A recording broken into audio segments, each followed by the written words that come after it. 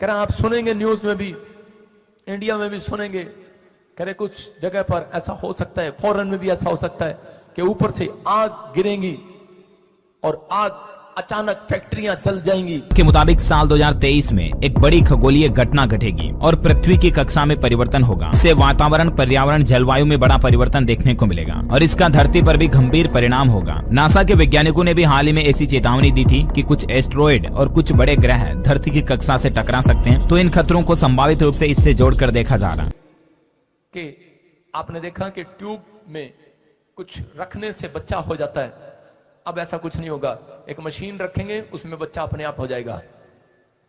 ऐसे साइंस ऐसी ऐसी चीजें निकाल रही हैं, ऐसी ऐसी बातें आपके सामने आपको सुनने को मिलेंगी। अब फैक्ट्री में हर साल पैदा होंगे 30,000 बच्चे। बेबी पोड करके एक नया साइंटिफिक आविष्कार किया गया। अब माँ की कोख से नहीं बल्कि अब मशीन पैदा करेगी बच्चे, और ये लिटरली एक साइंटिफिक न्यूज थी, ये कोई भविष्यवाणी नहीं थी। अब देखिए ये भविष्यवाणी किस तरह से इस वैज्ञानिक आविष्कार से लिंक हो रही है। हालांकि जगह पर ऐसा हो सकता है, फॉरेन में भी ऐसा हो सकता है कि ऊपर से आग गिरेंगी और आग अचानक फैक्ट्रियां जल जाएंगी। उन्होंने ये कहा कि दूसरे ग्रह से आने वाली कोई ताकतों का धरती पर हमला होगा, यानी कि ये भी हो सकता है कि दूसरे ग्रह से कोई रेडिएशन धरती को प्रभावित कर सकता है, या दूसरे ग्रह के कोई नॉन लिविंग पार्टिकल्स, यानी समझ रहे हो ना, अजैविक पदार्थों की वजह से धरती के वातावरण को नुकसान पहुंच सकता है। तो इसमें अपन सुधर जाओ, आत्मा कहता है, आत्मा कह रहा है सुधर जाओ, आत्मा कह रहा है सुधर जाओ। ऐसी ऐसी ऐसी ऐसे शहरों को, ऐसे लोगों को जो पाप की ओर बढ़ रहे हैं, आत्मा कह रहा है सुधर जाओ। क्योंकि मैं देख रहा हूं बहुत सुनामी लहर आ रही है, बहुत बड़ी तूफानी लहर आ रही है,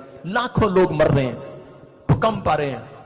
इंडिया में भी आपने अब तक भूकंप के झटके देखे हैं, लेकिन साल 2023 में एक खतरनाक तूफान आ सकता है, ऐसा तूफान जो दुनिया में पहले कभी नहीं आया था। भविष्यवाणियों के विश्लेषकों का यह मानना है कि ये सौर तूफान हो सकता है, और विश्लेषकों का यह कहना है कि सूर्य की ऊर्जा धरती पर काफी तेज गति से आएगी और इसका खतरनाक असर धरती पर देखने को मिल सकता है। क्योंकि हम धरतीवासी ऑलरेडी धरती के वातावरण को कितना ज्यादा नुकसान पहुंचा रहे हैं, पेड़ पौधे काट रहे हैं आए दिन, कल कारखानों से निकलने वाला उठने वाला धुआं, गाड़ियों से निकलने वाला धुआं वातावरण को प्रदूषित कर ही रहा है। वैसे भी सूर्य की बहुत ज्यादा गर्मी धरती पर पड़ने लगी है, जिसकी वजह से बहुत ज्यादा ग्लेशियर पिघलने लगे हैं। तो देखा जाए तो प्रकृति को इंसान के द्वारा पहुंचाए गए नुकसान के ही परिणाम 2023 में इन गंभीर रूपों में इंसान को भुगतने पड़ सकते हैं। हालांकि मैं कह रहा हूं नीचे से कीटाणु जितने नीचे धरती पर हैं, इतनी गर्मी पड़ेगी रिकॉर्ड तोड़ 2023 में कि बहुत सारी गर्मी निकलने के बाद कह रहे कि वो जितने भी कीटाणु होंगे वो सब ऊपर आएंगे। चिंता की बात यहाँ पर यह भी निकल कर आ रही दोस्तों कि चीन में कोरोना एक बार फिर से बढ़ने लगा, और इसके चलते हालांकि भारत सरकार भी अलर्ट हो गई और कई सारी नई गाइडलाइंस, नए प्रोटोकॉल सरकार ने जारी किए हैं। लोगों से भी अपील की है कि आप मास्क लगाएं, आने वाले त्योहारों में भी कोरोना को लेकर थोड़ा अलर्ट रहें, सावधान रहें। लेकिन अगर चीन में ये बढ़ता कोरोना का प्रकोप वापस दुनिया भर में फैला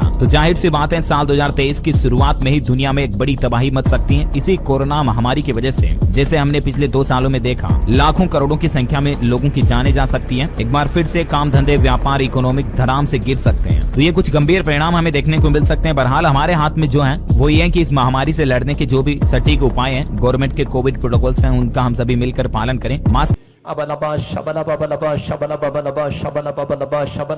मैं फिर देख रहा हूं कि वायरस फैल रहे हैं अलग अलग तरीके से।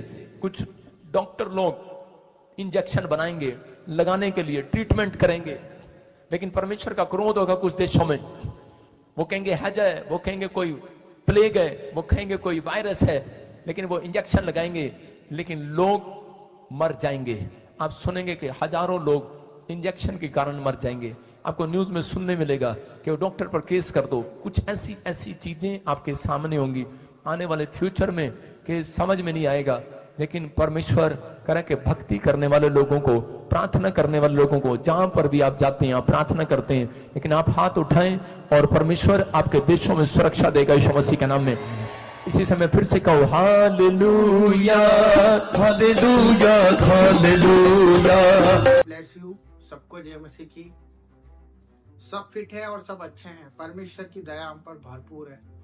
आज हम उस विषय में बात करेंगे जिस विषय को लेकर हम लोग बहुत परेशान हैं, जो कि है चंगाई, हमारा छुटकारा और हमारे जीवन में जो उद्धार हम चाहते हैं वो हमें क्यों प्राप्त नहीं हो पा रहा, और क्यों उसके कारण हम आज परमेश्वर के जीवन में आने के बाद भी, मसीहत जीवन में आने के बाद भी आज हम फूल फल नहीं रहे, यानी कि बढ़ नहीं रहे।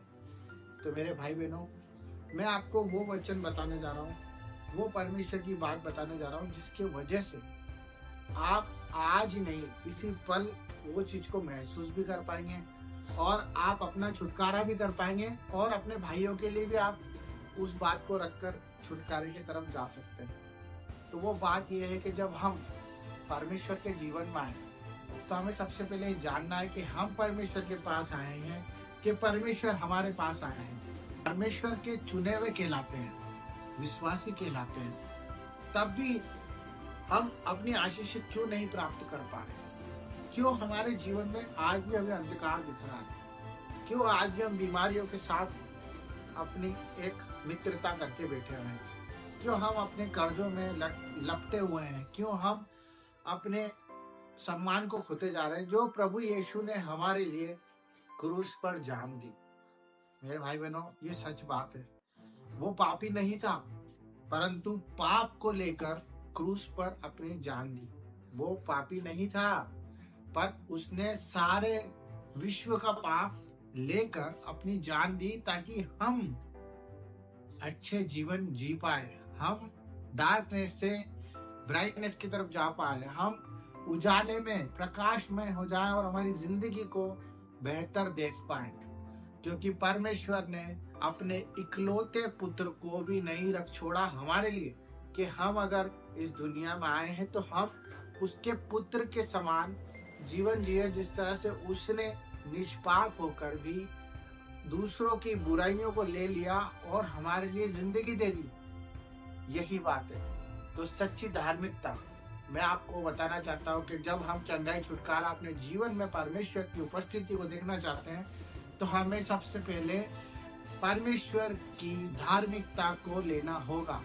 धार्मिकता ये नहीं है कि हम किसी के लिए मदद कर रहे हैं, किसी को पैसा दे रहे हैं, चैरिटी कर रहे हैं, या रेगुलर चर्च जा रहे हैं, या हम एनीवे परमेश्वर को दिखाने के लिए या किसी और को दिखाने के लिए काम कर रहे हैं। धार्मिकता वो है जो प्रभु यीशु को ग्रहण करती है, उसके उस बलिदान को यकीन करती है और विश्वास के साथ ये मानती है कि हाँ, जो उसने कलवरी के क्रूस पर लहू बहाया है वो मेरे पापों के लिए है, मेरे गुनाहों के लिए। अगर आपने ये स्वीकार कर लिया तो ये सब कुछ आपके लिए इस दुनिया में आसान हो जाएगा। आपकी सारी परेशानी, कर्ज, रोग, बीमारी आपसे दूर भाग जाएगी, क्योंकि आपने उसकी धार्मिकता को पहन लिया, क्योंकि उसने आपकी पापों को ग्रहण कर लिया। मेरे भाई बहनों, ये वो सच्ची धार्मिकता की बात है जिस पर अगर आपको आज यकीन है तो आपका उद्धार कोई नहीं छीन सकता, क्योंकि परमेश्वर का वचन कहता है कि तू उसके राज्य की और उसकी खोज कर तो ये सब चीजें भी तुझे मिल जाएगी। सारी राज्य वैभव भी तुझे मिल जाएगा, चंगाइयां भी मिल जाएगी और छुटकारा भी मिल जाएगा। तो परमेश्वर के इसी वचन पे आप अमल करें और आप संसार को दिखाने के लिए नहीं जिए।